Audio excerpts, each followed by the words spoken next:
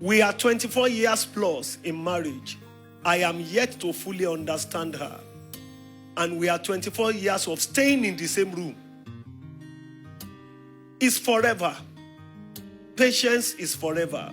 So therefore, wherever your patience stops is where your marriage ends. If your patience ends here, your marriage ends here.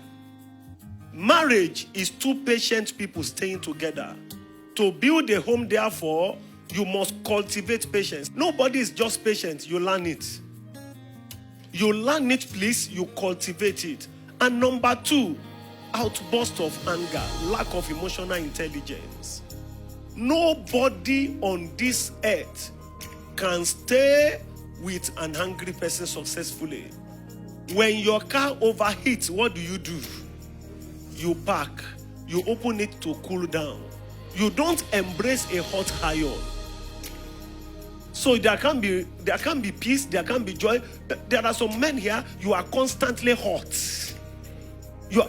And there are some women here too. Your hotness is raised to power 30. Hot anger. I'm telling you, anger, angry outburst. How dare you abuse each other before your children? How dare you raise your voice that neighbors hear you? It's total irresponsibility. It means you are not even prepared to marry. How dare you raise your voice on each other?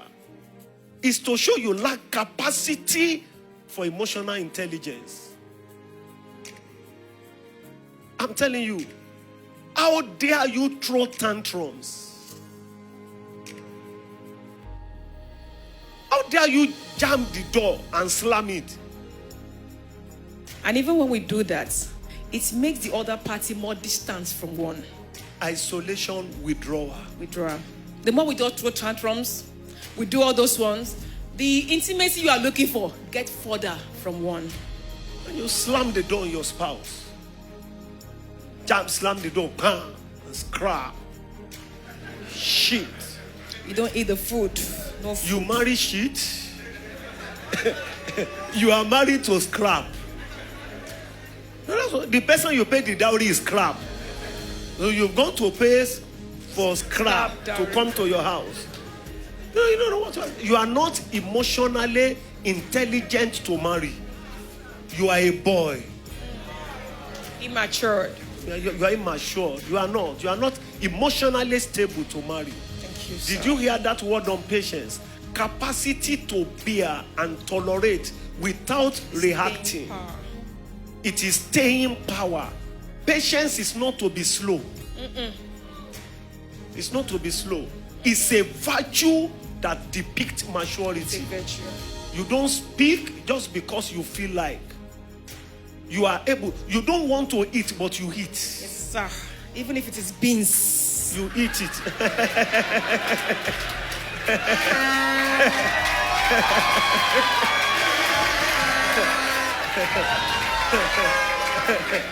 You know, I don't like beans. You know the truth. Because of the way we were raised, there are two things, gari and beans. I hate them that if I don't eat them the next 50 years, they are in my blood. You know, as you are looking at me now, beans is in my blood. Gari, when we were growing up, we ate beans to the extent that as God began to give us some money, the smell of beans. I was like, no. So we were closing from office one day. I told First Lady, I said, baby, quickly go home. I want to eat good food. I'm tired tonight. Let me eat good food. And please don't cook beans. I told her. She went home. As I was climbing, I was hearing the smell of beans. Burnt. It was not even being cooked. It was already burnt. She put the beans on fire and she slept off. But the truth is that there was no money that day. It was only beans that was in the house. Remember, I was pregnant. I was so tired. I needed to sleep. So this is the other version of the story, sir.